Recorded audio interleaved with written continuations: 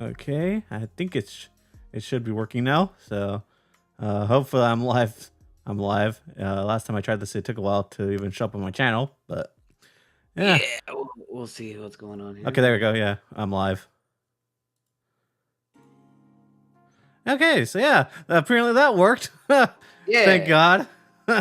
Yeah, so I don't know if you can. I don't know if you see the background right now, but the Sonic I showed you last night, it's actually animated in the background. Oh, nice. Nice. I Yeah. see it. I see it. Yeah. I'm trying to like make the studio look a lot more livelier.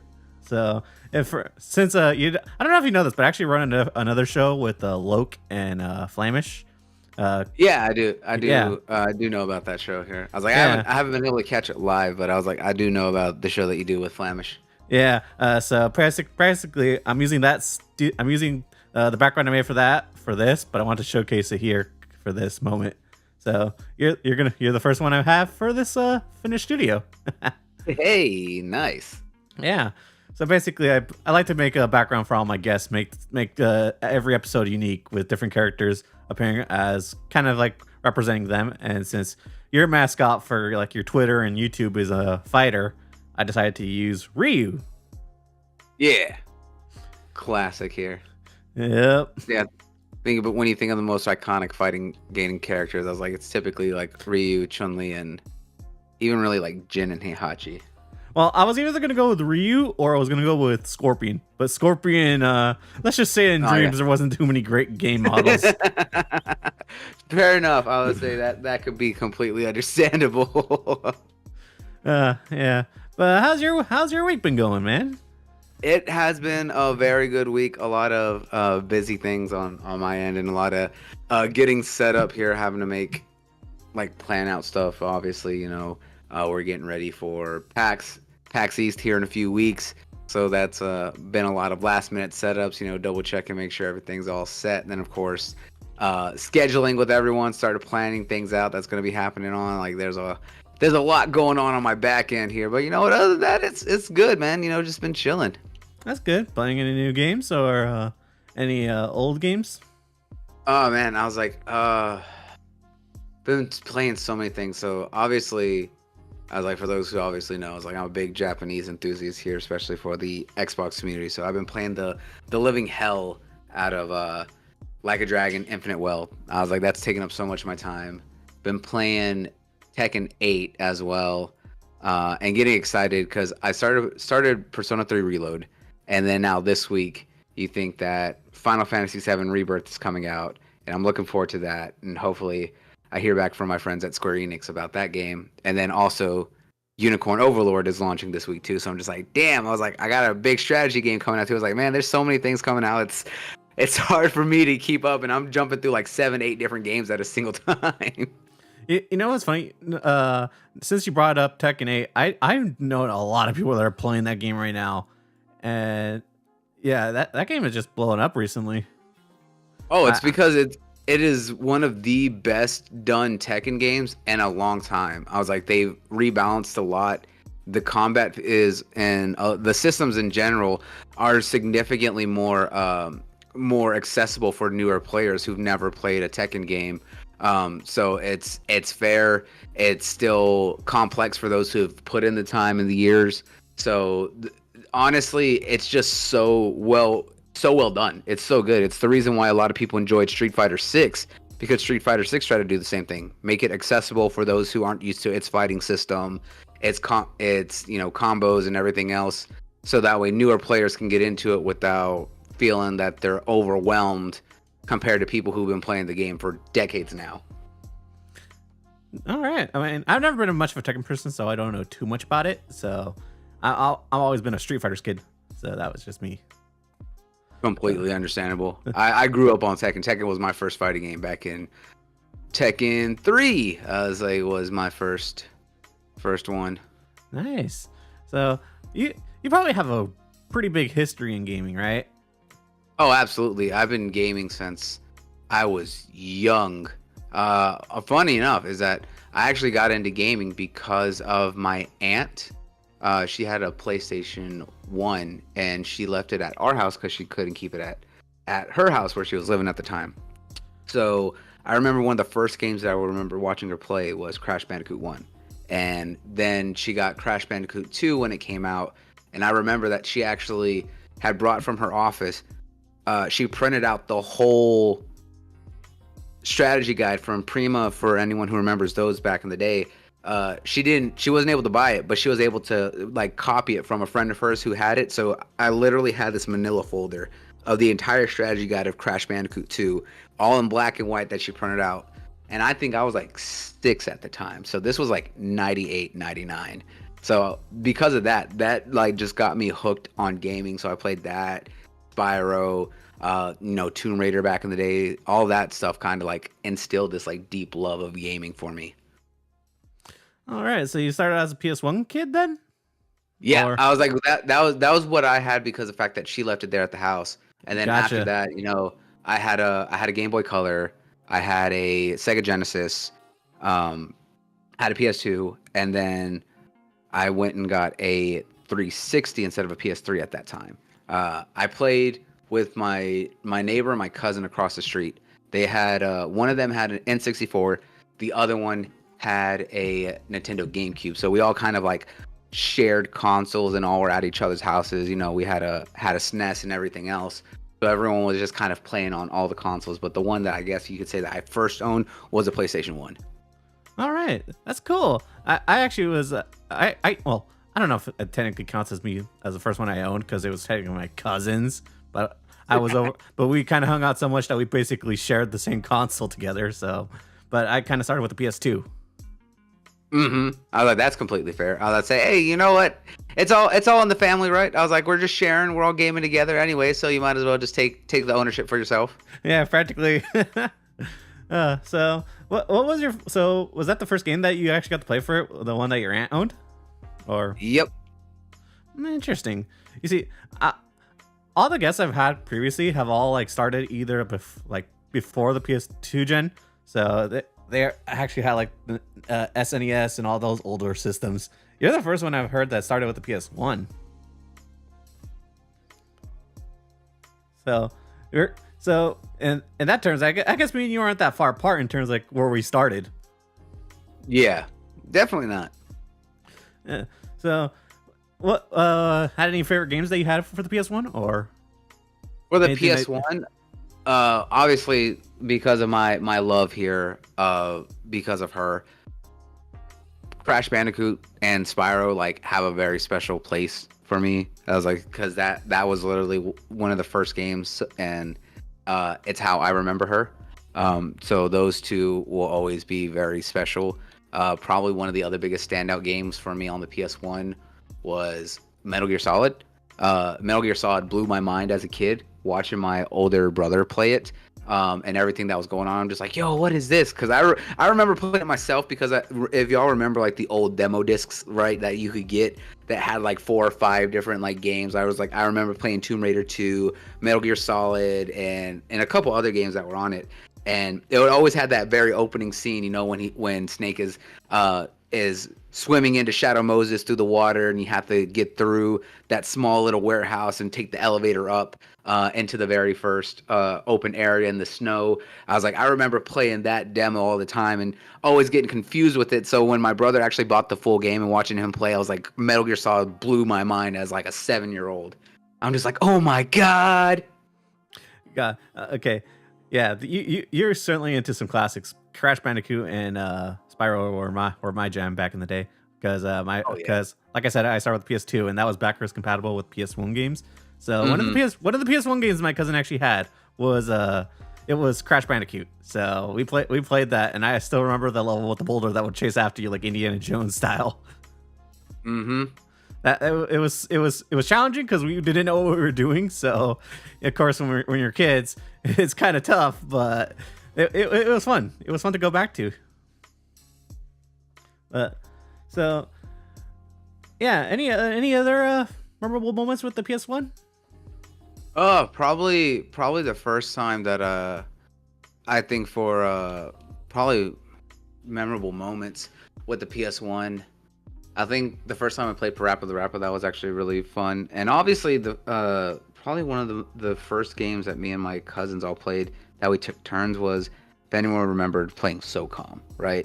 The old school SOCOM that was back then. I was like, that one probably was one of the first games that got me into like tactical shooters.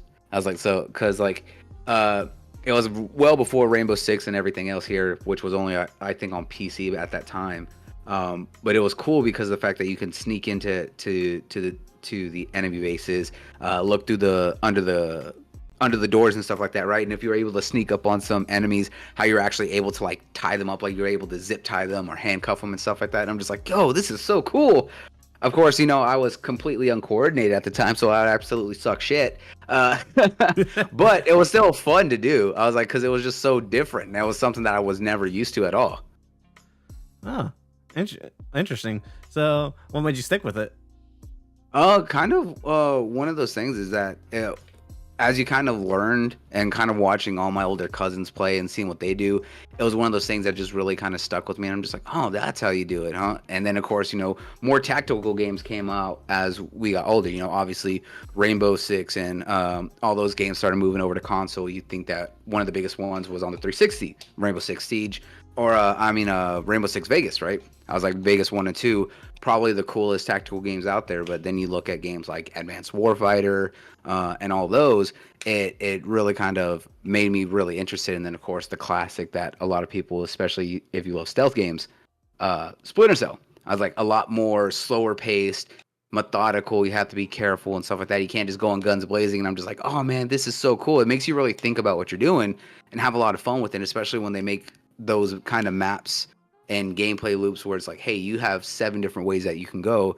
It's how you want to choose. It's kind of like why the newer Hitman games are so much fun, because the fact that they're open maps and they have so many different ways for you to complete your mission. I'm just like, that was something so unique when you're so used to, obviously very linear levels, especially when you come from the platforming generation like we did. Yeah, exactly. Because those consoles back in the day weren't known for like tactical type of gameplay. Compared to the PC, at least at that time. Exactly. So it was very different to be able to kind of do something like that. So I'm just like, you know what? Hey, I was like, I love this. So it really kind of just opened my eyes to a lot of things. And then I think probably one of the other biggest games, or really one of the other biggest games that had an impact back then, was the thing for us. That was the start of the Resident Evil, right? I remember watching my cousins play Resident Evil Nemesis, and the first time you see Nemesis appear and attack Jill outside of the right outside of RPD, and the way that he just absolutely kills her teammate, just that tentacle going straight through his face, absolutely terrified me. And since then, I was like, Resident Evil has had this like very big soft spot in my heart for horror. I was like, and I think for a lot of people who grew up around that time, I was like, Resident Evil is one of those games that really sticks out, right? Yeah. I think that's to a lot of people back in the day. I mean, that's how it's become so iconic. Yeah, exactly. I was saying, you think about Resident Evil now, it's like, it's so memorable that a lot of people just love the franchise. Yeah, they've changed it and it's grown over time. But still, when they see these old school, versions of it, or even the remakes, right? It's one of those things of just like, oh man, this is so cool. It's so different. So that's why I love the remakes of 2 and 3. Even if there are some issues with some of the games, I was like, it is still iconic and still awesome, Yeah, exactly. So I think immediately something I picked up about you is that, like, judging from like the games that you've mentioned from the PS1 generation that you played, you like a lot of variety in your games. Like, none of them are exactly the same. Oh yeah, I've always it's one of the things I take pride in myself, is that my love of gaming is so diverse, and is like, it's not one genre. I was like, I don't like just one thing. I like to have a different of what I'm into. I'm not just like, oh, I only like shooters, I only like platformers. My taste, because I grew up playing so many different types of games, has kind of been one of those things that's persisted. Is like, yeah, I tend to have stronger preferences, but doesn't mean that I don't enjoy things. I was like, nowadays I still enjoy playing Call of Duty and Halo as much as the first person as the next person. Doesn't mean that I want to be playing nothing but FPS shooters. You know, if I do, I was like, I like first person shooters that switch it up. You know, we look at games like Borderlands or even like first person horror games, right? Even if they're shooters, I was like, they tend to make things a lot different from what I know. And then of course, you know, I like a good RPG. Growing up playing Final Fantasy or even the old school Shin Megami Tensei games before Persona and everything else. I just grew up on a lot of those old school style varieties that it's just kind of persisted with me across my, you know, gaming life. You see, I love that. I respect that about you because like not a lot of people like are into like everything. There's always like a genre that people like won't play or won't touch, but like you're legit will play anything that you enjoy. Oh, absolutely. I was say it's one of those things that my taste has always kind of persisted as being so different and so varied that I'm always willing to try out something new, always willing to look at something as well as to keep checking it out. You know, if something catches my attention, I was like, I'm going to check it out. It's like even now I love strategy games. I was like, I love a good strategy game. I love a good resource management game and stuff like that.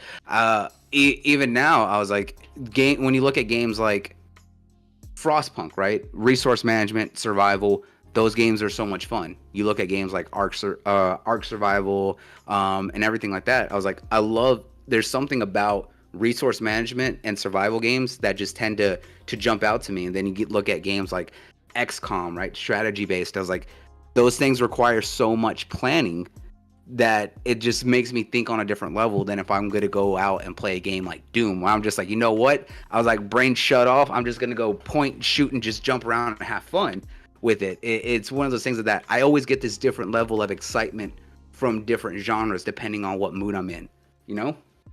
Yeah.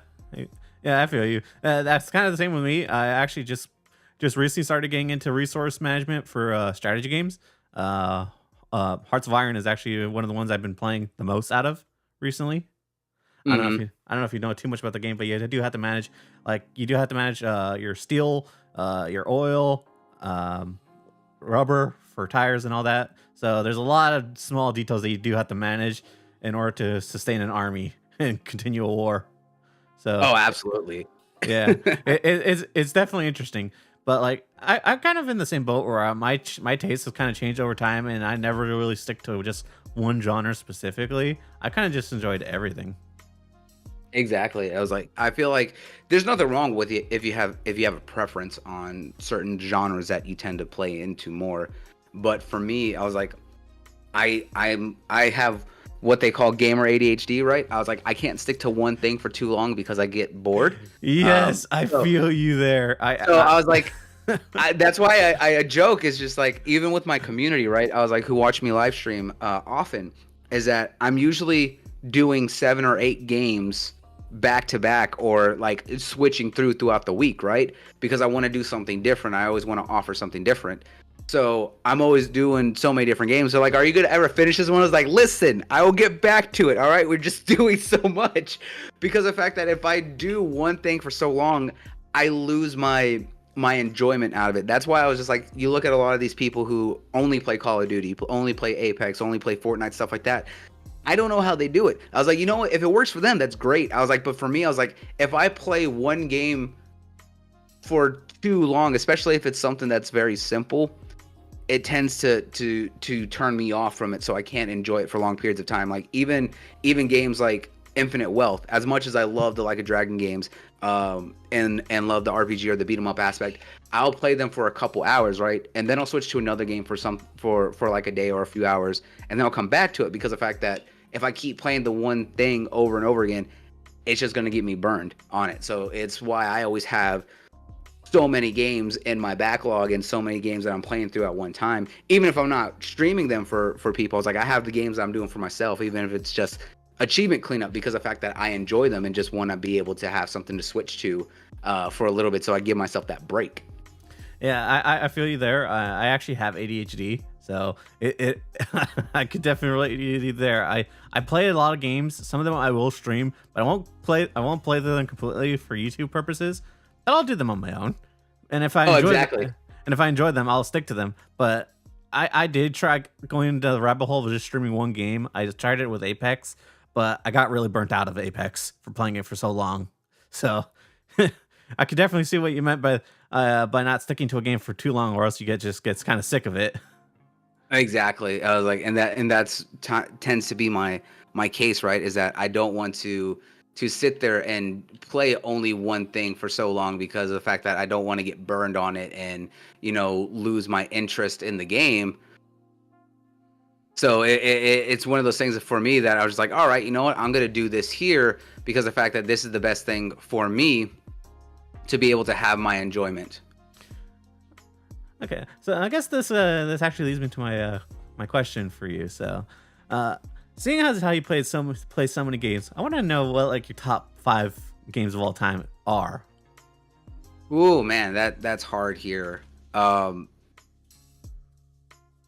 So this is going to be in no particular order. Obviously, I have to say Crash Bandicoot because that's where my love of gaming came from, and it was all thanks to my aunt. Without her, I don't know if I would have gotten into gaming as early as I did, and definitely would probably not have as much of a lifelong passion as I currently do. So that's probably one that really means the world to me. From there, I'd have to say Metal Gear Solid was probably one of my next ones because that really made me change how I look at gaming, especially when it comes to storytelling and immersion. It was something so different, so out there that it blew my mind as a kid. I have to say Mega Man. Mega Man was very special because, like I said, I played and grew up with the Sega Genesis. So, from the SNES era that my cousins had, Mega Man X was so great. So I really loved Mega Man and a lot of those side-scroller shooters and platformers at that time from that era. So that really stuck with me. Then from there, going into more like current games that kind of stuck with me is Gears of War. Gears of War is a franchise that I have absolutely loved because of the fact that that was a game that I played through the entire franchise with my friends in high school, and literally gave me some of my like closest online and really my real life friends that have this kind of relationship that goes beyond just gaming. I was like, I grew up with them. I was like, we've played all the series. Like those are literally my brothers. And then from there, after that, was BioShock. BioShock really blew my mind with its storytelling and with the way that they handled a lot of science and the way that it told a story. And literally that twist blew my mind. That so much so that it impacted me that I literally have that phrase tattooed on my wrists. I was like, it was that impactful that I actually got it tattooed onto me. So if that doesn't say I love that game, I don't know what does. Well, I consider any person that gets a tattoo from a game they like, I consider that their passion for that game is pretty deep. Exactly. Especially to get it tattooed on your body, which is permanent, or at least somewhat permanent. But yeah. Oh yeah. It's not something you're gonna get rid of easily, that's for sure. Oh yeah. So interesting choices there. I actually talking about BioShock. Are you excited for that new game coming from the creator of BioShock? Yes, I am. I am absolutely looking forward to Judas because you think that I loved BioShock 1 and 2, telling this very unique dystopian story under the ocean. And then when they did BioShock Infinite, being able to tell this very cool sci-fi story in the air and everything else, I was like, so I'm excited to see what they do with Judas and telling a story in space. You know what I'm saying? Yeah. It is interesting, and considering how much of a mindfuck the last BioShock ended on, it's gonna be interesting. Exactly. So I'm just like, you know what, this is gonna be absolutely out there. I can't wait to see what they do with this because of the fact that, like I said, Ken Levine always has had really great writers and this really unique mind on the way that they approach storytelling. So I'm really interested to see what's next, right? I was like, I want to see what their next plan is. Yeah, same here. I actually just bought the BioShock collection fairly like last year, so I have yet to dive deep into it, but I know about what goes on in the story, so I'm not entirely new to it. Oh But yeah, I was like, I bought the BioShock collection, and I do want to replay those games. I was like, I'm still going back and redoing all the original since they're back compat, and still trying to clean up all my achievements and stuff in those games. But I was like, I do want to sit down and replay the remastered collection, and everything else because, man, Infinite was trippy as all hell. I was like, that right there was absolutely something different especially with the way that they told the story. They approached science, and then just that ending, like you said, and then not only just that, the way that they also went into the DLC, right, with the alternate timeline and Rapture. I'm just like, oh my god, man! I was like, that was something else. Okay, so I guess coming off of the top 5 questions, so I always ask this for my guests because it's always easy to pick a top 5 for people. I want to know what your one least favorite game is of all time. Like if you have like any, because figuring out a game that you didn't enjoy the most is always a hard question for people. Honestly, it's really not for me. I did not enjoy The Last of Us. I was like, no matter how many times I try to replay that game, like I've beaten it. I was like, and I've beaten it on the hardest difficulty. It's just that I didn't find a deep enjoyment or passion for the story. I was like, I like, don't get me wrong, it's definitely emotional and it's impactful, but it's not one that I'm just like, oh man, this is the greatest story of all time ever. I'm just like, it's a survival story. It's no different than a lot of other stories that have come out before it. I was like, so I can't say and find enjoyment in that game like a lot of other people do, right? Yeah. Not gonna lie, I feel with that opinion you might get my show canceled, considering how many people enjoy it. No, not gonna lie, I feel like something like that would be blasphemy. Like seeing how many people actually enjoy it and how good the show did because of the story that followed. So yeah, there definitely is something to it that people do enjoy, but like I can understand your disconnect for it because like for me personally, I will say I didn't really see like the real like thing that made it that great, to be honest, because like you, I kind of do see it still as like another survival story, like no different from something like The Walking Dead or something like that, you know? Exactly.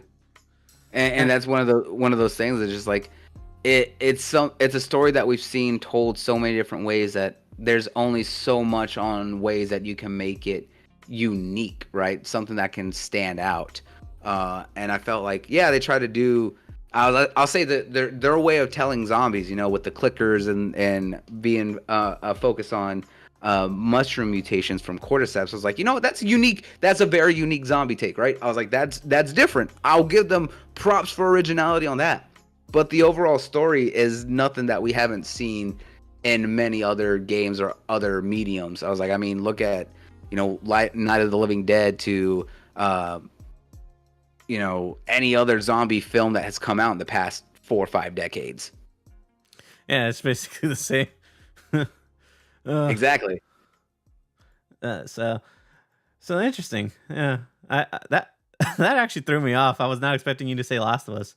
I was gonna, okay, because honestly, because I always get like something else, like a smaller like niche game that people don't like, or not something big and as popular as as Last of Us. That was actually different. So interesting perspective. And I feel like for like niche games, it's one of those things that it's niche for a reason, especially depending on the genre. Is that it's easy to say, yeah, these are niche for a reason. I was like, obviously that's not going to be everyone's take. Yeah. So kind of saying, oh, I don't like, you know, so and so very small title. I'm just like, obviously, like look at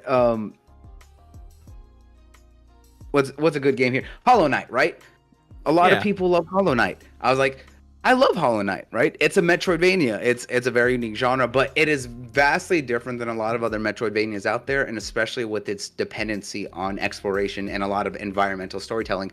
Not everyone's gonna like that. I was like, that's completely understandable. It's the same way with like Bloodstained, right? I love Bloodstained, Curse of the Moon, and Ritual of the Night because of the fact that it was made by the original creator of Castlevania, or really the more modern days, like Symphony of the Night and all that kind of stuff. He left Konami, went and started his own studio and made his, it's like, hey, y'all aren't doing anything with Castlevania. I would just make my own Castlevania. Bloodstained came out, amazing, right? But not a lot of people liked that. Some people really liked Bloodstained. Some people didn't. Some people didn't like the way that, Miriam, his main character protagonist, was hypersexualized and stuff like that. It's just like, it's whatever. I was like, all the people in that game are hypersexualized, whether that's the nun or even Zangetsu, who's everyone's favorite badass looking samurai and stuff like that. I was like, everyone has some sort of defining sexual trait, right? I was like, it's whatever. But the fact is that gameplay wise, it changed up the entire formula that most people know from Castlevania in a great way. They completely evolved it in a wonderful way. But not a lot of people are going to like that. I was like, I understand. That's niche because that genre itself already is very niche. Yeah. But when you're looking at larger titles, it's easy to be in that crowd of either you like it or you don't. Yeah. And speaking of Hollow Knight, I actually did see that too, because I kind of got into it because I used to see a lot of other people play it on YouTube. So because of that, I bought it, of course, and I played it. I haven't completed it yet though. Need to get back to that, but I have seen some pushback against it fairly recently. People not really liking it, even as a Metroidvania. Mm-hmm. And that's what I'm saying is that it's so expansive because of all the different endings in it, the hyper need for exploration, and even when you're trying to like do everything, it's still easy to miss so much in that game. And that's where it's a lot more involved than a lot of other Metroidvanias. And it can be kind of one of those things of where even for fans of the series or the genre, right, is that there comes that point of overstaying your welcome, right? When you're dragging things on for so long that it overplays itself. And there are some games that are just like that. Like certain RPGs can definitely get that way. Whether you're looking at games like Final Fantasy to even aspects or games that have a lot of collection in them, like too much collection, like even GTA. GTA has so many hidden collectibles, and sometimes it's not even anything that's worthwhile. GTA 5 was probably the first time where a lot of the collectibles actually played out into something bigger. But you look at games like GTA 3, San Andreas, even Vice City, even 4. A lot of those collectibles, you're talking about 500 random items scattered throughout the city that when you collect, you just complete some random side objective that sometimes doesn't even reward you with anything. And it's just like, well, that was a waste of 100 hours that I'm never going to get back. Funny you mentioned that, because Rockstar actually has been doing that for its online for GTA 5. And boy, sometimes I just feel like, what was the point of that? Because like that, exactly. Like for like an example, they actually added like these statues for like this fake comic book hero that they have in their game as part of the like, I guess like GTA lore. But you can collect it and get like a free costume from the collecting all of it, and at least some decent money, like 500,000. But other than that, not really worth it. And there's 100 of them. Exactly. It's one of those things that there's like, it was like, was this really worth it? This random customization option, this random t-shirt that I can wear to show, hey guys, I just wasted 200 hours trying to find every one of these, going through every tiny building in this entire, in this entire map, trying to find all these collectibles. Was it really worth all my time? It's just like, no, I could have done, something better. I was like, yeah, great. $500,000 of in-game currency. I could have done that doing, 2 hours of this other activity. I was just like, did I just waste all that time for nothing? He's exactly. Like, yes, I did. Also, real quick, shout out to Devil Shooter. I see you interacting with him there in the chat. I will say Devil Shooter is a big Persona fan, so you might get him started with the Persona talk. Oh, absolutely. I was like, I will always talk about that. I was like, I love the Shin Megami Tensei series as a whole. So I was like, Persona is absolutely one of those games that I've just loved. Like I said, I remember playing it back on the PS1. I was like, from Shin Megami Tensei 2, I remember was one of the first ones I remember playing on the PS2. On the PS2, I think it was. Oh, no, that was 3. That was 3, which was Nocturne. And I remember watching my brother play 4, which was Apocalypse. Yeah, because 4 was only on the PS3, right? Because the other ones were on PS2, right? I think Persona 2 was on PSP. Yes, Persona 2 was on PSP. I was like 3 was on 2, and then 4 I believe was on Vita. Because no, I think it was on PS3, and then it got ported over to PS4 once that console released. Or no? No, it was on. No, I think it was on, oh no, hold on. Yeah, I'm mistaken. That was yeah, Persona yeah, 5. no, 5 was on PS4 because that was originally a PS3 only in Japan, and then it came out on PS4 a couple years later when it came to the West. 4 was on PS3, and then when they did Golden, that was only on Vita. Yeah. And then that stayed only on Vita until they discontinued that, and then they did the re-release, which was on PC a couple years. Back, I think it was in like 2017, I think it was, or 2018, something around there is when they released it on PC. And then that's kind of where it stayed until they eventually ported it to all modern day consoles and everything else. So Atlus's record when it comes to doing a lot of those games and stuff like that is so weird and so out there. So going back to something you brought up earlier about how you're a big Japanese supporter for on Xbox consoles, you're a bit of an Xbox guy, right? Like you I'm guessing you primarily game on your Xbox, or yes, I am very much a primary console player since that was where I grew up, and that's kind of what I know so much. So it's easy for me to play on consoles. And what's funny is that like I said, I grew up with Sega. Sega was obviously my favorite publisher of all time, from Sonic to obviously Crazy Taxi and a lot of those classic games growing up. But I had a Sega Genesis, and I also had a Dreamcast, right? And I remember playing, like Sonic Adventures, and the first Jet Set Radio, right? And my friend had a OG Xbox. And that's where, when he would come over, he would always bring it. And I remember playing Knights of the Old Republic, Fable, and I know we played Halo, but it was Jet Set Radio Future. I was like, those were the games that really kind of like caught my attention the most with the OG Xbox way back in the day. And that was before we actually imported a copy of Shin Megami Tensei 9 from Japan, because he was able to get one. But I was primarily on PlayStation along with my Sega for the longest time, until I was looking at the PS3 and the 360.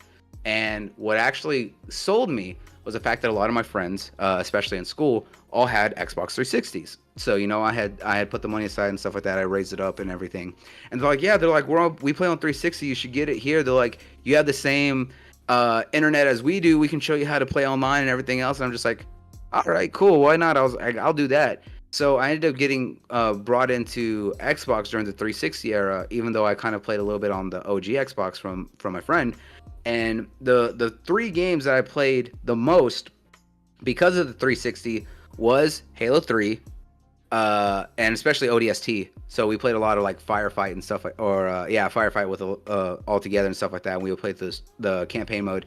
It was Halo 3, Gears of War, and Call of Duty 4 Modern Warfare. I played so much Modern Warfare online back in the day, and that was actually what got me into the ecosystem. And as I kind of paid attention to the gaming industry as things change, progress, all that kind of stuff, I ended up really sticking with the ecosystem because I liked what they were doing at the time. Yeah, I ended up getting a PS3 later on, same with PS4 and all that other stuff. It's just that I didn't invest myself into that platform as much anymore, since I still had my old PS2 and was able to play a lot of my old PS2 games and stuff like that. Okay. So how long have you been primarily playing for Xbox? Since the 360, or did you? Since the 360, which was about 2009 was when I got my Xbox. So almost 15 years I've been like deep in the ecosystem and everything else. So I gotta ask, how did you feel about being an Xbox gamer? But like, because I know the Xbox wasn't really primarily like popular with Japanese crowds, so it didn't really get too many Japanese ports of games. How did you feel about that? Um, it was definitely well, it's more recent, I was like to say, but yes, it was definitely harder to get into a lot of those. Although I think in the 360 we were still seeing a lot more of the Japanese titles.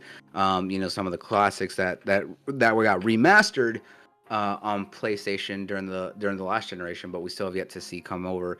You look at games from like Square Enix, like there was Last Remnant, Infinite Undiscovery. Of course, you look at probably the biggest one was Lost Odyssey, Blue Dragon. A lot of those titles here that were either exclusive or only on the 360. It was great, but when you look at now, it's definitely a lot harder because of that whole transitionary period, that whole relationship. But it's the fact of that there is an audience and a community that wants those titles. I'm obviously probably one of the most vocal for those for that genre of games, but it's the fact of that just because that community may be small on the platform doesn't mean that they should be ignored, because a lot of these games are niche as it is, right? You're talking that they're released on PlayStation, Nintendo, and PC, and some of them barely hit a million sales, and that's even within a year. Sometimes it takes them 2 to 3 years to even hit that number of sales, and they're on 3 platforms. One more platform to help out with boosting those numbers isn't gonna hurt. I was like, say, so it was definitely rough for a long time trying to get some of those titles, but since 2018 I've been a loud vocal voice for like the Like a Dragon series. I always say that's one of those franchises that have a deep love, because I remember playing the very first one on the PS2. I have the entire series since the PS2, every collector's edition that came out for it, the remasters, everything. I was like, I have all that, and was very vocal for it to come out to Xbox. So in 2020, when they announced 0, 1, and 2 coming, I lost my absolute shit over that. I got so excited. I figured that. I was like, I show everyone, I play these games. I was like, I 100% them, get all the achievements. I was like, I literally will go through and do every in-game quest to get their 100% in-game completion. So that means I'm spending hours playing Mahjong and hours playing poker, blackjack, everything, because I'm trying to do everything in that game, because of the fact that I love that series so much. So I was very excited for that. I've been very vocal about the Final Fantasy series. I have all the Final Fantasy games. I own all of them. I even own 13, the whole the 13 trilogy, even though I really don't like 13. 13 I feel was like the weakest series for Final Fantasy. Like, honestly, I don't deny it. I was like, as someone who's a very big Final Fantasy fan, I don't like 13 or its sequels. I was like, I think those are the weakest ones for me. You and most of the world practically. I know. I was like one person I know that they really love 13, but I'm just like, I don't like it. I was like, it's the worst out of a lot of the Final Fantasy games. I still have it because of the fact that I'm serious about supporting and owning, but I'm just like, I don't like them. But I have all those titles. I even own Octopath Traveler 1. I'm waiting for them to release Octopath Traveler 2. Obviously, I've been a big voice for more Atlas titles. I played Catherine back on the 360. I'm still hoping that they port, Catherine Full Body, which was the extended re-release that they did for the Switch and PS4 like 2 years ago. I'm waiting for them to do that for the Xbox. But I was championing, Persona on the platform. So when they announced that, and they came out with that big surprise, almost 2 years ago, hey, we're getting Persona 5 Royal, and then, 2 or 4 Golden and 3 Portable.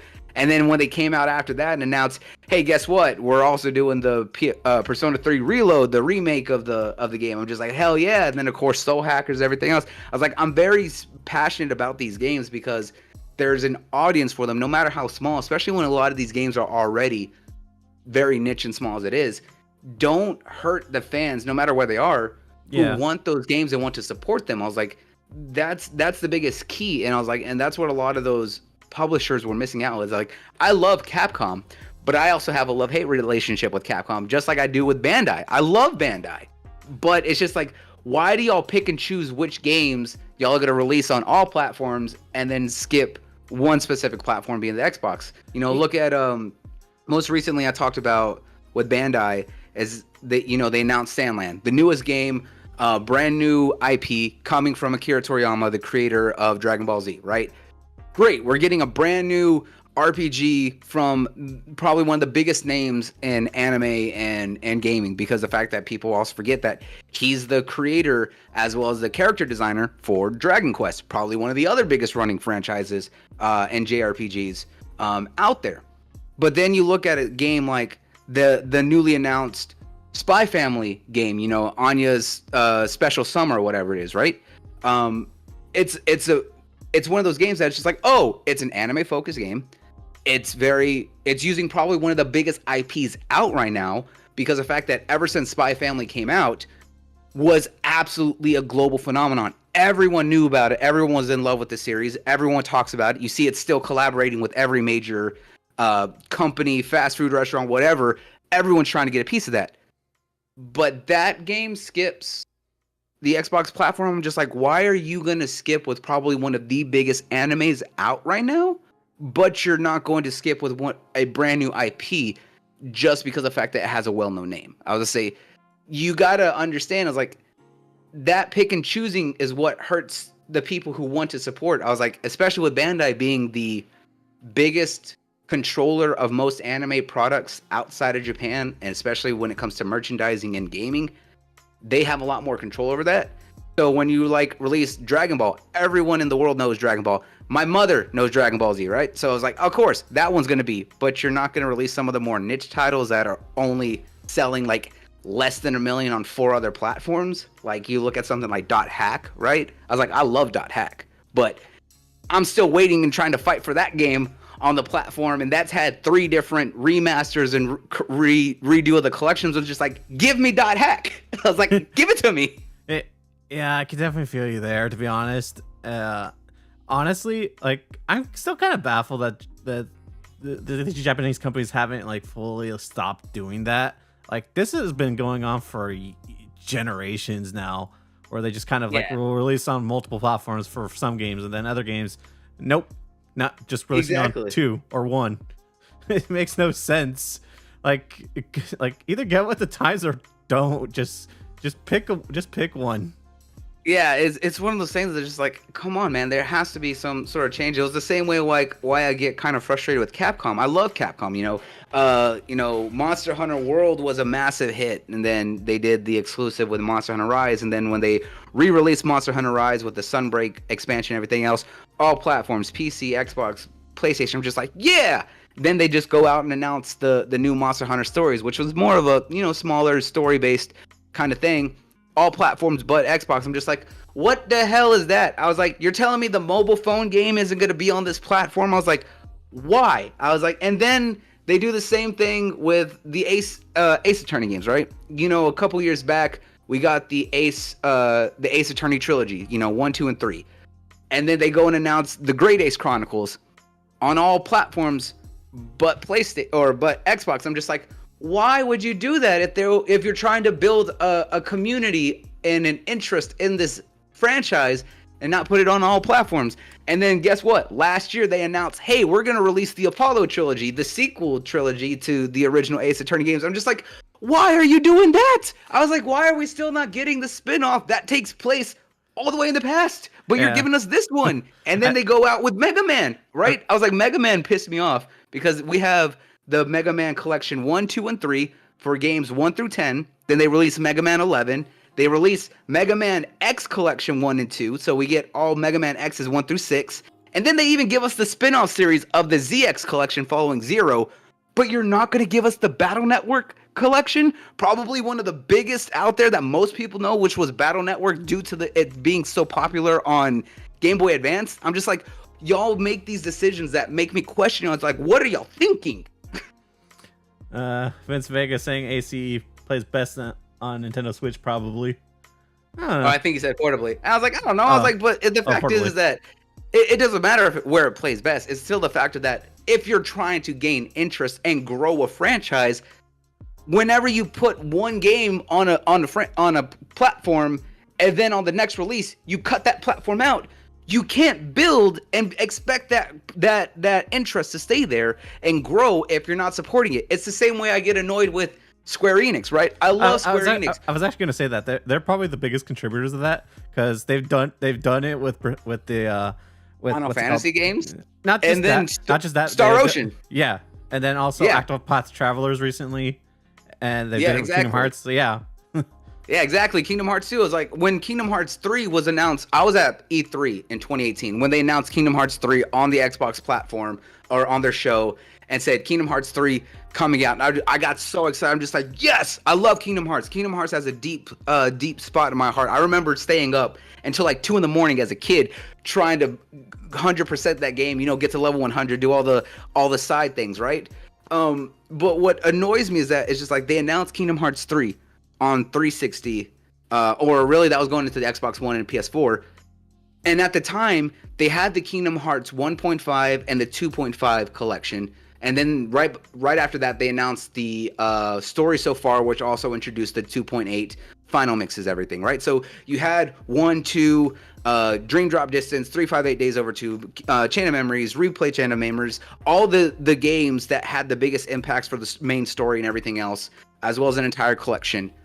I was like, all right, they announced that next year we're going to be getting Kingdom Hearts 3, or in 2 years, whatever it is. I was like, you know what they should do right now? They should release the 1.5 collection, the 2.5 collection, the 2.8, so people who haven't played those games on this platform can get the story before the game releases. Did they do that? No. They released Kingdom Hearts 3. A lot of people played it, but they're like, I don't know what the hell's going on. What did they do? 2 years later, they decide to release 1.5, 2.5, and 2.8. I'm just like, what are you thinking? I was like, that doesn't make any damn sense. I was like, why would you do that?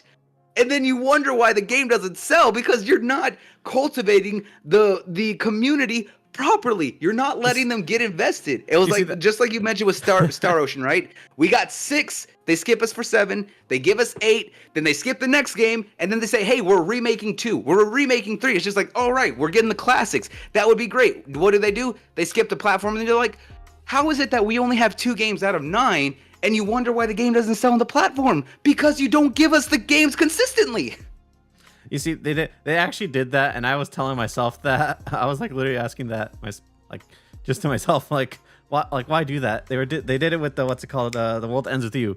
They released the first game on Switch. They re-released it because it was originally a DS game, and then they ported it to phone a little bit later on. But it was originally a DS game, so they released it for Nintendo Switch. But they decided to release the second game, The World Ends With You Neo, on PlayStation, Switch, and PlayStation and PC, and I'm just like, you know what? It's so poorly. Exactly, because the fact that the PlayStation people and the PC people didn't play the first one, so they didn't know the overall story. I was like, and that game actually has a lot of crossover. Yes, they're completely independent at a majority of the parts, but there's still a lot where it crosses over. So it's just like, how are you going to give someone the 4th game in a series? You already have the rest of the games out, and then not give it to them, and then when they don't buy the 4th game, they're like, oh, well, we can't keep supporting this. Well, because the fact that the people don't have the rest of the series, they don't know what's going on. It's not like Call of Duty where you can jump in at any point, and each game is different and has its own story, so it doesn't matter. But when you're looking at a game like, look at Gears of War 3, right? Everything that happened in Gears of War 3 ties back all the way that happened to Gears of War 1. You can jump into Gears of War 3, but you're going to be confused on a lot of stuff when they reference to the past. I was like, so it's one of those things that it's not like Final Fantasy, where each story is so different and completely independent. It doesn't matter. You're allowed to have your favorite Final Fantasy, because guess what? Everyone's independent except for the very few that have small series. You have 10 and 10-2, you have 13 in its trilogy and stuff like that. But I like Final Fantasy 8. You may have jumped in at 9, and you may not know the story about 8, but that's completely fine because they're just 2 separate stories. It's one of those things that you have to at least be consistent with those releases if you're going to support or cultivate an interest in a franchise. You can't say you're only going to get this game, we're going to skip you for the next 3, and then you're going to get the next game, and it's just like, and especially if they all tie together, it's like, what the hell just happened? I don't know what the hell's going on anymore because I missed the past 4 games because you didn't give it to me. Yeah, yeah, it just doesn't make sense. But I guess to wrap this up, so do you feel like things have been improving though, like ever so slightly, even? I do believe that there's been a massive improvement. I was to say that things have changed. Is there still much work to be done? Absolutely. I believe that there's always work to be done, and that's for all platforms. I feel like all these games should be available on all platforms. So when games are only on Switch or only on only on PlayStation or PC and stuff like that, or they only come to certain consoles. I really think that for more interest is that they should be on more platforms, because a lot of these genres and games are niche and they deserve to be. Just like I talk about Octopath Traveler and Square Enix, because Square Enix, I'm a partner with them. I have friends at Square Enix. I work with them a lot, and I'm vocal about Square Enix because Square Enix being the biggest contributor to this, as you mentioned, they're the ones who I feel also have done it to other platforms. Like, we on the Xbox got Octopath Traveler 1, but we got skipped for Octopath Traveler 2 until it comes out later this year. PlayStation fans didn't get the first Octopath Traveler, but they got Octopath Traveler 2. I was like, and you know what? That's great. Octopath Traveler 2 deserves to be played by many more people. I was glad when it went to PC before it came to other platforms. I still think that they deserve to play the first game, because of the fact that these games deserve to be on more platforms to be able to be seen more. I was like, I want these genres to grow and to be available to more people, especially when they're coming from third-party developers and publishers. You'll need to hit as many people as possible. I was like, yes, I know I'm a very big Xbox fan. I'm a big Xbox supporter. I was like, and I support these types of games on the platform, but doesn't mean I don't support those genres and games on other platforms either. I was like, if anyone looks at the money I spend and the collections that I have, I was like, like I said, like a dragon, right? Yakuza series. I have every collector's edition of that. I was like, that game started on PlayStation all the way back on the PS2. I have every copy of that game since then for the past 20 years. So I have nothing but PlayStation versions just as much as I have nothing but Xbox versions, because I want those games to grow. I want them to see more attention. And that's what it's about. I was like, I support and voice on the platform that I spend most of my time on, because I want that to grow on that platform. I want the community to grow with it. I want the franchise to grow. I want everyone to be more interested in it, not just on this platform, but on all platforms. And, I think that we've seen more improvement over the past decade. After what happened during the Xbox One generation, a lot of the strained relationships, everything that got kind of ruined back then, we saw a massive step away, and the support dwindled significantly. Now we're seeing brand new games being announced on the platform. We're seeing a lot of them brand new launch in a service like Xbox Game Pass. Most notably, look at Persona 3 Reload, a brand new game that costs $70 on all other platforms, launched day and date in that service, brand new, and was announced on their platform. That's a huge get. Same when they did Persona 5 Tactica and everything else. I was like, there's a massive shift. Is there still work that can be done? Yeah, there's still a lot of games that were on their last generation or 2 generations ago that we still don't have. I mentioned Infinite Undiscovery. I mentioned Last Remnant.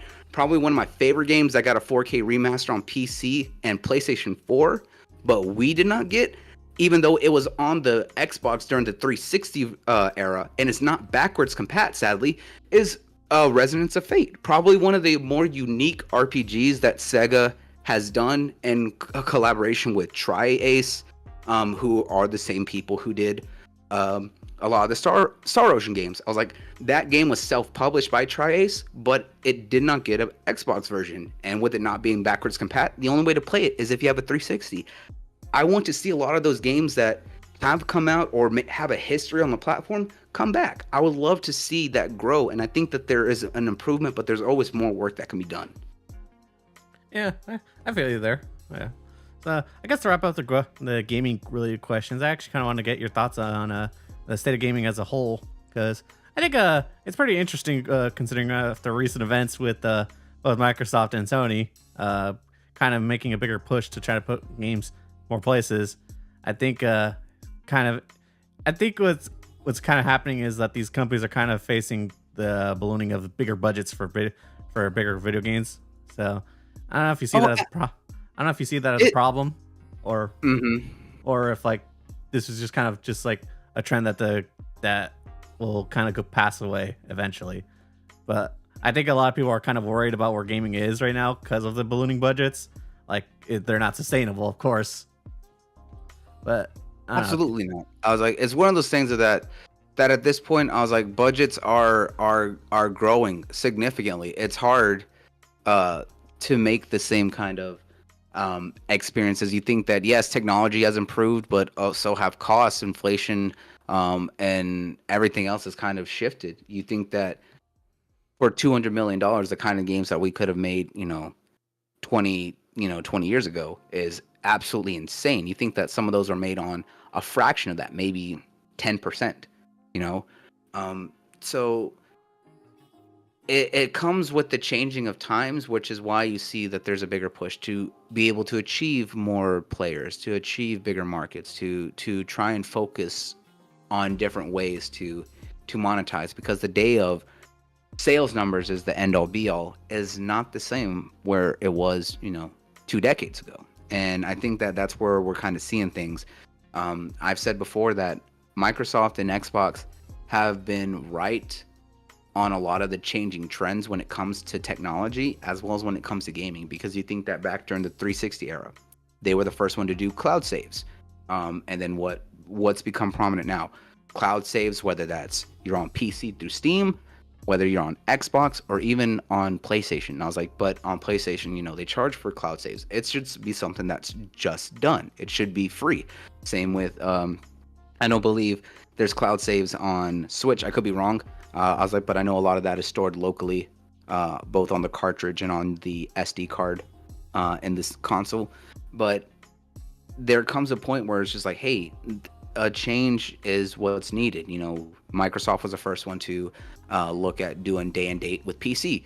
They started seeing that PC interest was there. They wanted to get those PC numbers, and a lot of those games that they released on PC day and date sell and are very popular on PC, whether that's Halo, that's Forza, or anything else. It's like they've been doing that for a while, and they've seen that there's an interest on PC.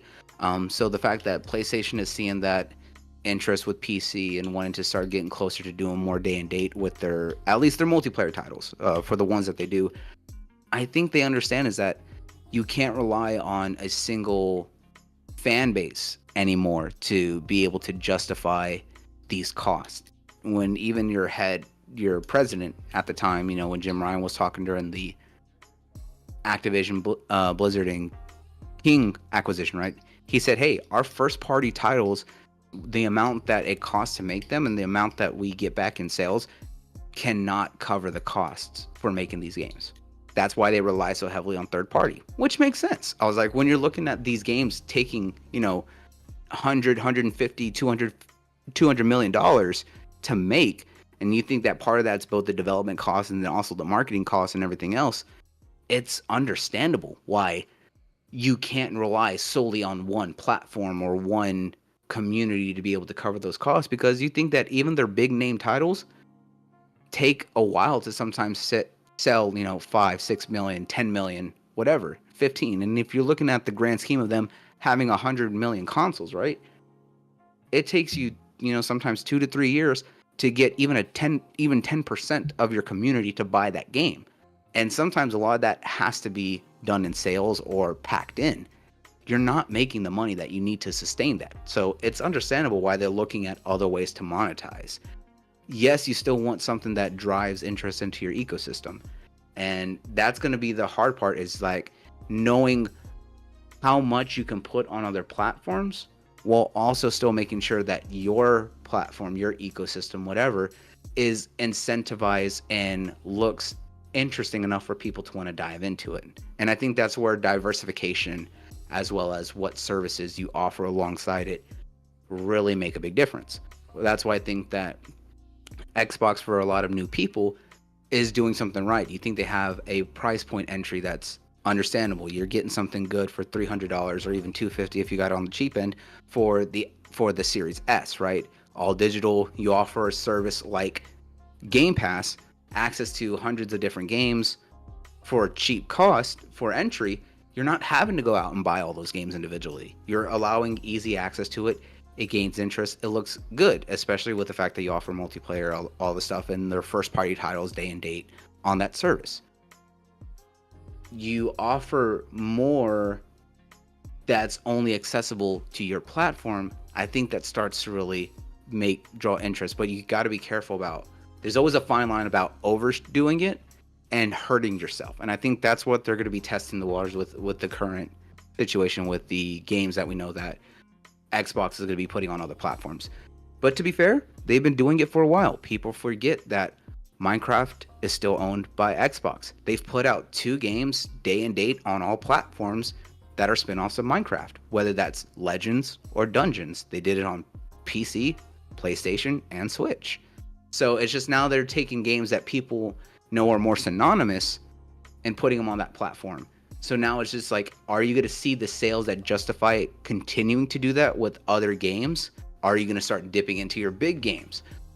That's, I think, where you have to walk that very fine line to where you're not hurting yourself and hurting your community that shows that trust. Because if you start dabbling into your bigger stuff, then people are going to not find a reason to want to buy into your hardware. And we know that they're dedicated hardware-wise. I was like, and I think that's where Sony has been on the right side, but also kind of lagging behind, is that they're just now starting to realize that if they really want that money, PC is going to be the way to go. You're going to have to do PC day and date, because when you release a game 1 to 2 years later on PC, any interest that community would have had is long gone. I was like, PC shifts so much faster than other platforms because PC gets so much more, whether that's early access thanks to Steam or anything that's currently being developed, because we see a lot of these games that are like, hey, we're kickstarting, hey, we're self-funding, hey, we're trying to do all this, and they're always only on PC. And a lot of them are genres that people know, as well as they're experimental games doing things that people may not see, especially for us on console. Their attention is going to be constantly shifting. So if you don't get something when it's brand new, when it's hot, you're going to lose that interest when you release it later on PC. And I think that's where we're starting to see the change in gaming, is that there's more trends and more attention for what they're needing to do because of the shift in the industry, because of the shift in the community. As from us as consumers, we want to make sure that our investment, our money, everything else is properly being respected, as well as our time is being, respected as well with what we're trying to invest. So I think that's kind of where that shift is coming from. All right. So would you say would you say the current state is in a good place, or? I think it's in a good. It's definitely in a good place. Let's say there is some parts where obviously it's a bad place because of the fact that you think that a lot of these companies overinvested because of the skew that we saw because of COVID, when people were locked in, only working from home. There was a lot more free time. We saw an increase in gaming because of the fact that everyone was stuck at home. Yeah. Exactly. Everyone was stuck at home. They spent more time with their family. They played a lot more co-op games. They may have bought more games. They may have gotten whatever. So we saw that skew towards gaming increase rapidly because of the fact that during those 2 years, we saw that massive time split. But now that things are calming down, we're seeing that little bit of downtrend. And I think right now where the bad spot of gaming is that overinvestment because of that 2-year spike. A lot of them are seeing, oh, well, it's not the same as it was 2 years ago. People may not be playing as much. People may not be spending as much. And now they're kind of saying, oh, we may have put in way too much money. We have to cut this. We're seeing job layoffs. We're seeing studio shutdowns. We're seeing projects being canceled left and right. And that's due to a lot of overinvestment, both from publishers that we know, Xbox, Epic, PlayStation has had layoffs. We saw Activision with their layoffs, Riot Games, big publishers and big games. But then you also have companies that aren't necessarily gaming focused. They're just in it for money. We're looking at groups like Tencent or Embracer, and they spent way more than a lot of those other companies, bought so many more studios, and they're shutting down a lot more because they're just like, oh, well, now that our investment is not returning anything, especially because of the slowdown, we need to cut back our money. So I think that while gaming is good in the sense of we're seeing interest still in the industry, I think it's a bad spot. Yeah, it's a course correction now, and I think that's where the bad part is that also we're also seeing that stagnation because we're still seeing the same people buying into it. We're not seeing more growth into the industry, and I think that's where we're seeing that course correction, but that's both good and bad. Yeah, I definitely see that, and And I think you're right, because I think these officials have been stating out pretty blatantly from the Xbox side, is at least from the console perspective, that their growth is stagnant, and the future is kind of like other platforms like PC and mobile at this point in time. Exactly. I was like, PC and mobile are big markets. I was like, you think that PC has so many different is on so many different devices. Even mobile has so many different devices that are accessible, and you think that that's where Activision and King came big into play, was the fact of that they were very big PC and mobile markets. King is absolutely the biggest on mobile. I was like, everyone makes jokes about it, but Candy Crush is played by everyone and anyone. I was like, you can ask a random person if they played Candy Crush, and answer probably is going to be yes, because you know why? Those easy to do match 3 games are easier to access for a lot of those people, especially for the older generation or others. Is that it's one of those smaller time managed games where they can jump in, jump out, because of the fact that they don't have the time availability, or maybe they don't have the interest in wanting to play more involved games, and that's perfectly fine, I'll say. But that's where you want to get interested into, that is trying to hit that mobile market, be able to create games that are easily manageable by time, or anything that kind of respects that for those who may not have a lot, or also still being able to retain them and monetize off of that.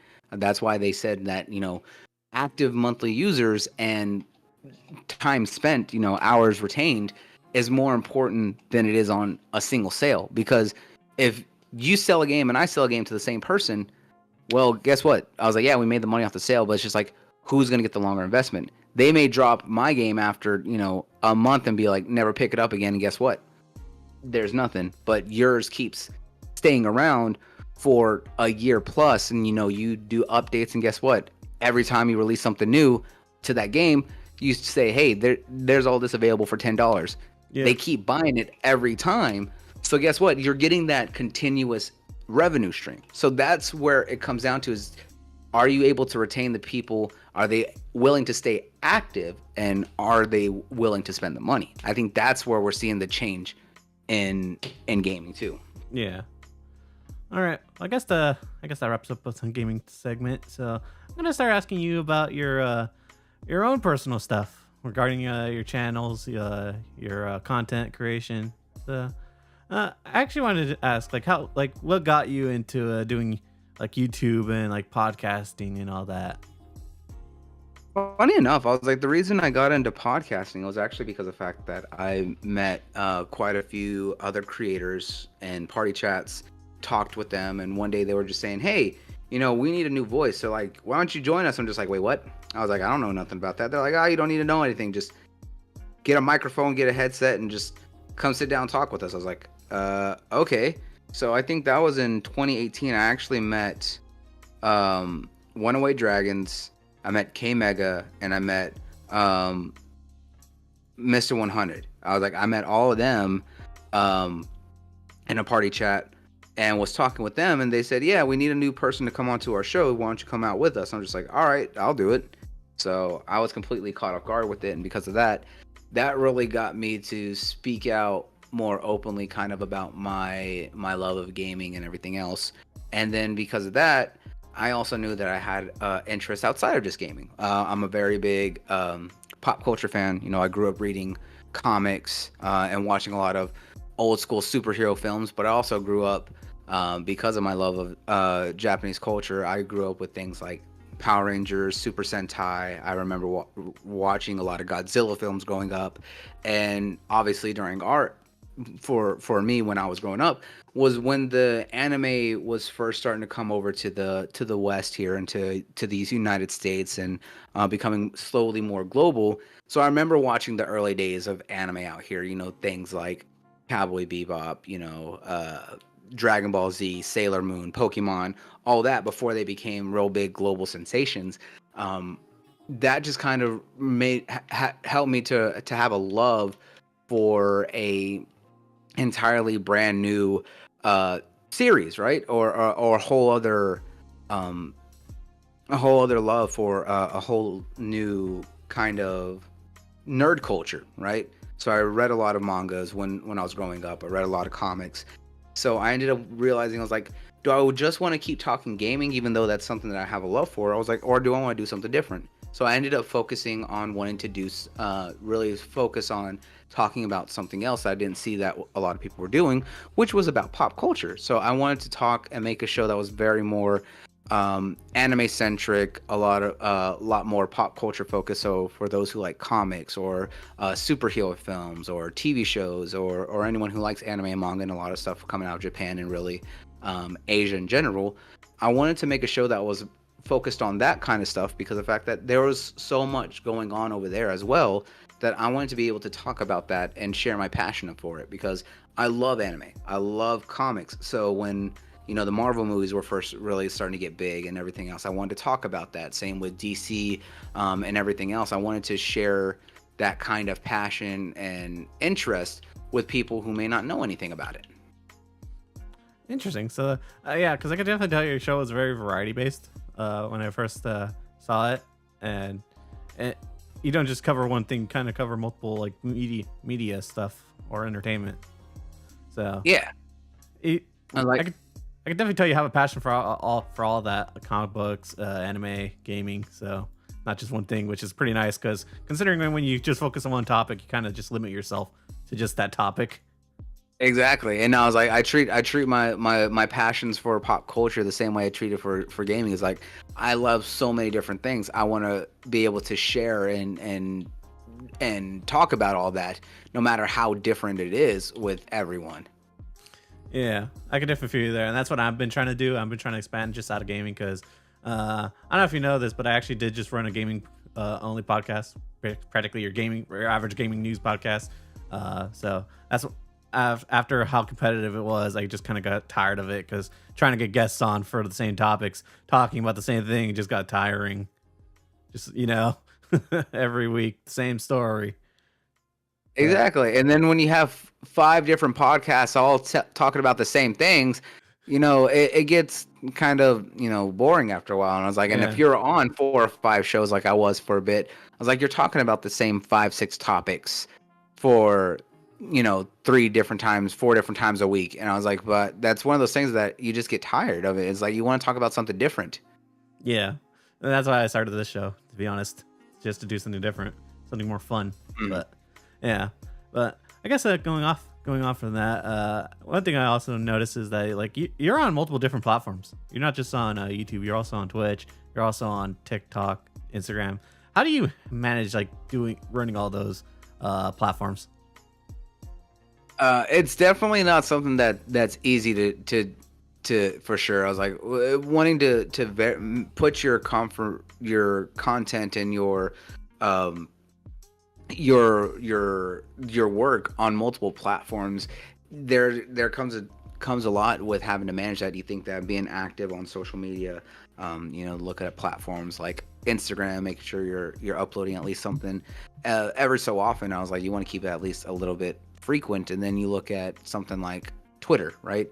You need to constantly be putting out thoughts, tweets, stuff like that, especially when there's a lot of big news out there. You want to really kind of talk about that and get your voice. And it could be a lot, and sometimes it could be also too much here. And I was like, there comes a times where you have to really manage your personal life as well as your social life here. I was like, and for us as creators, that's always a balance that really has to be walked, and it can be a bit too much. I know there was a time where I focused so much on social media and things like that here, it put a strain on my relationship. I was like, so I had to really sit down and kind of learn, all right, I'm going to focus on this at this times. After this, I'm not doing anything here. And then of course, content wise, obviously I started out on YouTube, and as I started doing more live content, doing a lot more live streaming, playing games and talk with the community, obviously the biggest one was Twitch here. And that was after the Mixer shut down back in 2020, where I was primarily focused and kind of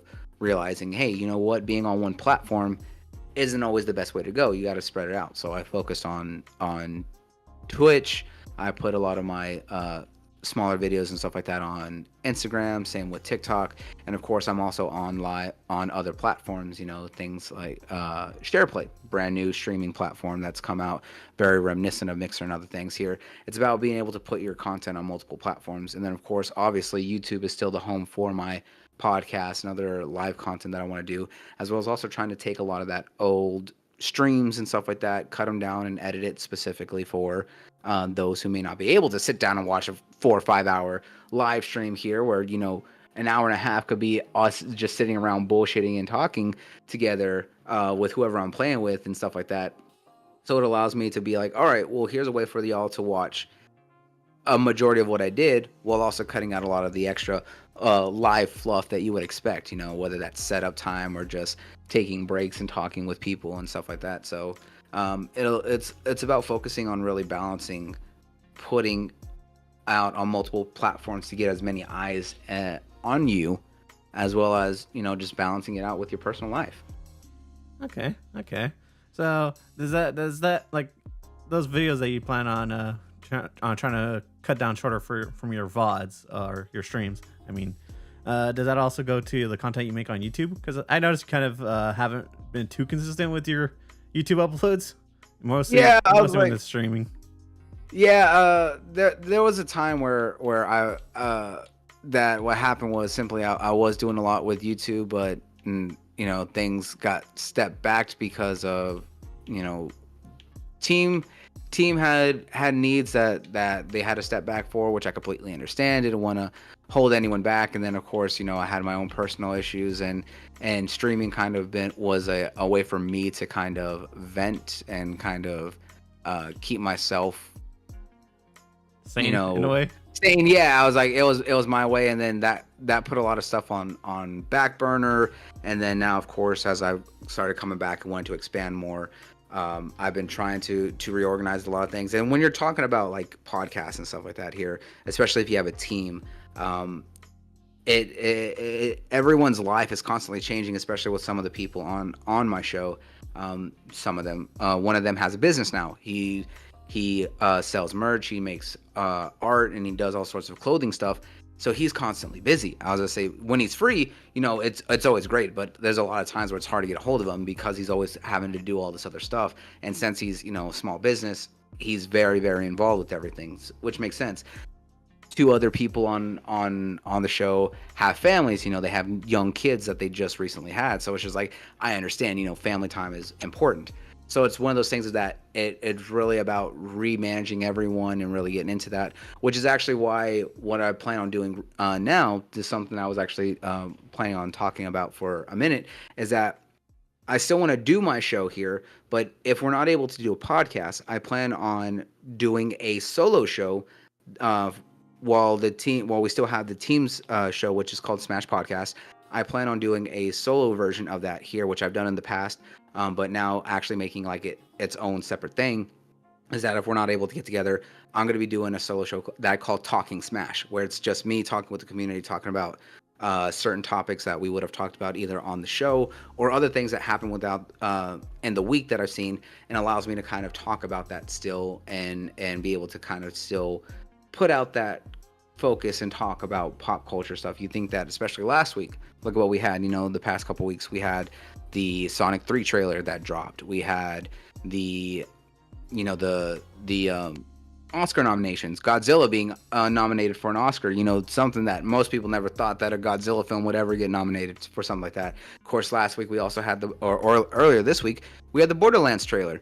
For good or bad, whatever you think about it, it's like that's stuff that can all be talked about. And if we're not doing a show together as a group, I can talk about it myself, because I think a lot of people here who know me in the community knows that I can talk nonstop by myself, almost on a single breath. So it's just like, why not do something with that? Focus on a solo show, just talk with the community, getting my thoughts on about what happened out there. It's like so it allows me to keep being more consistent with that.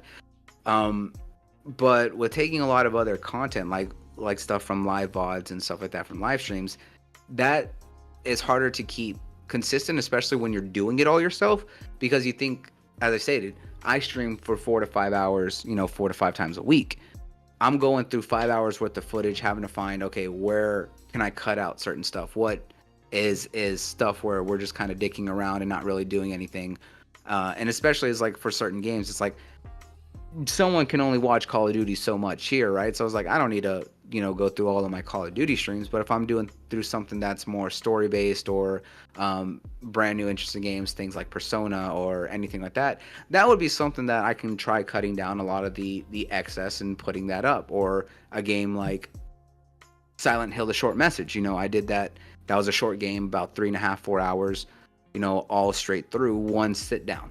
That's something that some people may be wanting to see since it's a single video compared to, 28 different videos of Call of Duty when you can only watch so much Call of Duty. You know what I'm saying? Yeah. So it's one of those things about finding the right way to have the content that's specifically focused for YouTube, obviously the live shows, the podcast, as well as also taking other pre-recorded stuff, whether that's doing reviews or early impressions for games that I might get sent or anything else, and just releasing exclusive gameplay before I try to do more reviews or talk about other things, or finding old VODs, old streams, and uploading that over here. Okay, interesting. Also, just want to say real quick, you robbed me of my chance to ask you a question, because I actually was going to ask you if you wanted to spill what your plans were for your content. But since you already said it, yes, that is. You were ahead of me on that curve. Yeah, that was something I totally just kind of went out there, but yeah, that's something I've been looking at for a while here, and I even talked with some of my team and be like, hey, you know what, if we can't get together and do something, I was like, I'm thinking about trying to just do stuff, myself, do something solo here, and they're like, yeah, man, they're like, if you got to do something, they're like, go for it. I'm just like, all right, that's what it is. That's what I might do. So I was like, if I gotta go solo, I was like, I'll do something solo. And I'm just like, you know what? I was like, instead of just taking my current show as like Smash Podcast and just doing it as a solo version, I was just like, why don't I just create like a whole separate layout for that and a whole different feel of it and call it, Talking Smash. My play on the word Talking Smack, but being able to keep that branding that people know me for, which was Smash, which was the anime focus and just kind of pop culture focus aspect, and being able to use that here for completely just as a solo focused version of the show where I can just talk with the community, talk about certain news topics. It doesn't need to be an hour and a half, 2 hour show like it would be if it was a podcast. It could be 30 minutes. It could be an hour. I was like, if it goes longer than that, that's just because of the fact that I'm having good conversations or the community is really going, but it allows me to do something smaller, but still putting something out. All right. Well, interesting. Well, hope that works out for you as someone who did a show solo before. It can be interesting. It can be interesting, but it can definitely be interesting, and it definitely takes a certain personality it takes a certain personality and a certain amount of not only just that, it also takes a certain level of kind of energy and charisma to be able to keep that, because like I said, we a lot of us can talk, but it's just like, but can we talk by ourselves? Can we do this? Can we do that? I was like, I always joke, and of course everyone else here knows, I always say I can talk, nonstop on a single breath. I was like, I think we've all proved that here multiple times, but it's just like, can I make it interesting if the community is just watching but they're not interacting? Can I get my thoughts out there and make it an enjoyable 30-minute presentation? That's what it's all about, is that I want to do stuff that's kind of talk about what I'm passionate about, my thoughts into it here, but I also want to be able to talk here and share with the information. Where I think podcasts are different is because you have someone that you can bounce it off of. Even something like this, like these one-on-ones, you have someone that you're having a conversation with, being able to get their thoughts on whatever questions you have, whatever topics you have. So it's easier to have to do even just two people talking, right? Whereas if you're doing it solo, you have to have that level of interaction, or you have to have that level of energy and interest that will make people want to stay to listen to what you're talking about. Yeah, exactly. And I've been trying to work on that myself, but yeah definitely. It's all right, man. It takes a lot for a lot of people here. I was like, Oh, I'll say definitely. this: not everyone is like 108 Dragon Stevie. I was like, that man is something else. I was like, He has some personality to him, I will oh say. yeah, absolutely. I was like, there's a reason that Lemon, for those who don't know who 108 Dragon Stevie is, I was like, that's literally my big brother. I was like, I love that man more than anything. I was like, so I will say, as much as I did, like I disagree with with some of his takes from time to time, but like he's a pretty good entertainer.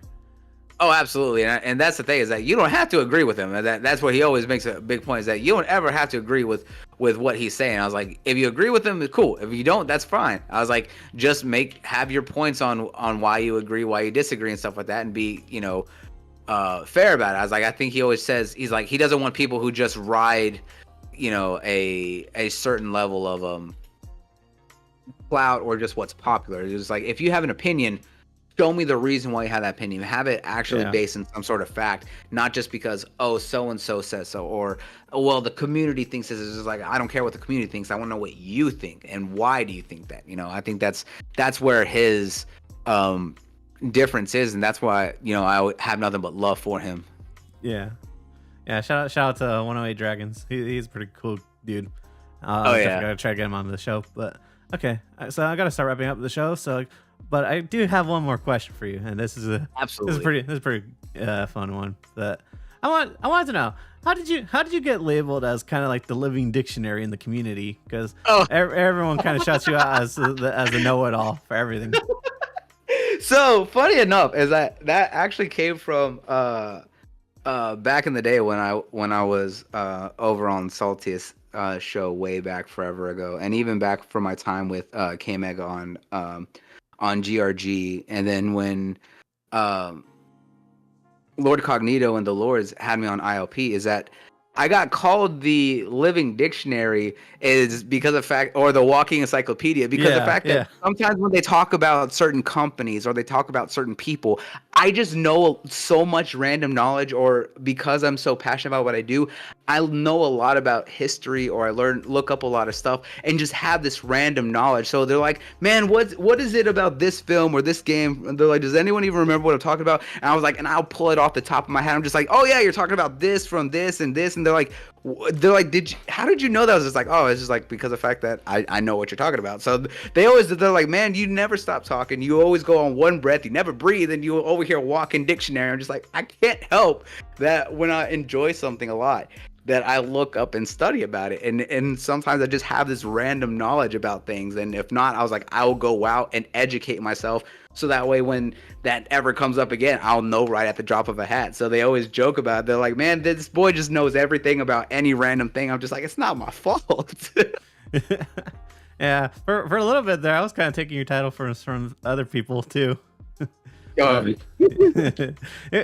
definitely an interesting character because like you have a lot of knowledge with you, and that's pretty interesting because you can bring some facts into like a show, just like with someone who doesn't know about something. You always have something to say about it.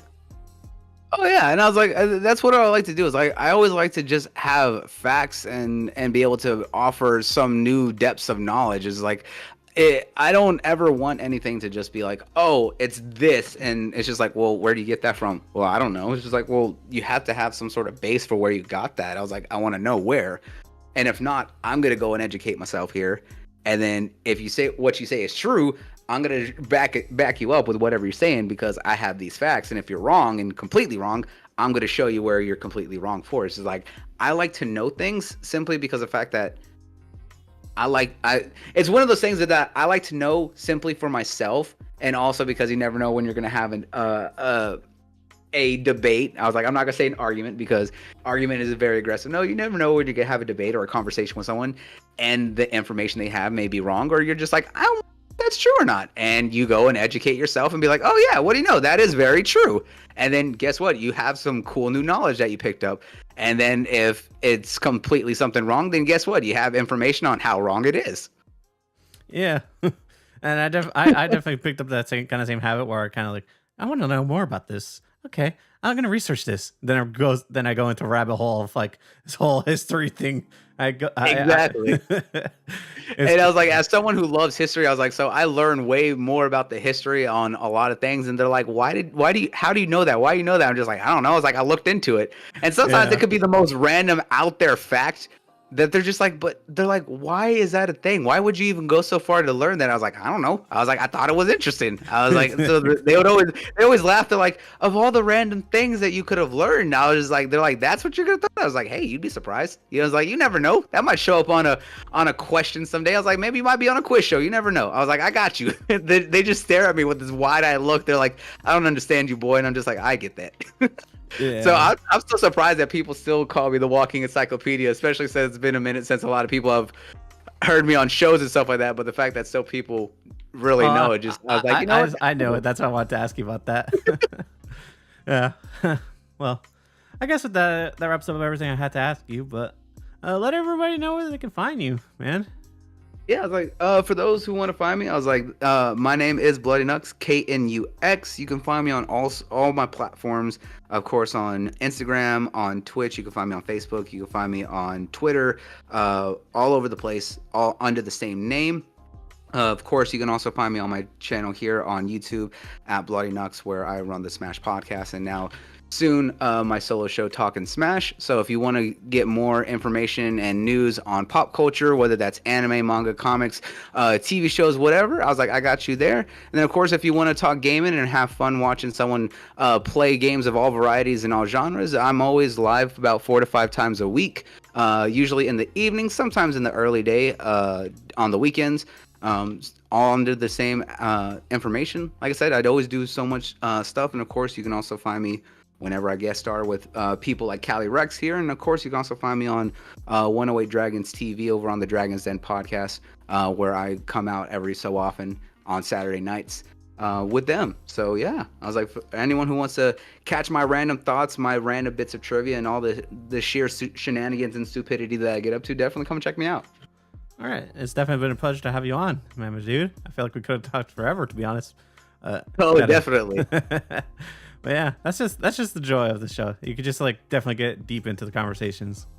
Oh, absolutely. That's always a good time. That's one of the beauty of these one-on-one conversations and interviews is that when you have such a good guests and have good conversations, I was like, you're able to just kind of keep it going and it doesn't even seem like time is really going by, you know? Yeah, definitely. But with that, guys, hope you enjoyed another episode of Gamer Couch Club. We'll be taking another week off, as well, technically 2, but that's because of school, so I have to focus on that. But I will be back after I'm done. So yeah, and I'm going to be working on getting even more guests on for the next weeks after, once I'm done with classes. But yeah, stay tuned for that. And I will be also uploading a previous episode that was supposed to come out last week of my new rebranded podcast, Classy and Canceled. I'll get more into that in a video I'm going to be uploading. But yeah, see you guys later. Hope you guys enjoyed, and peace.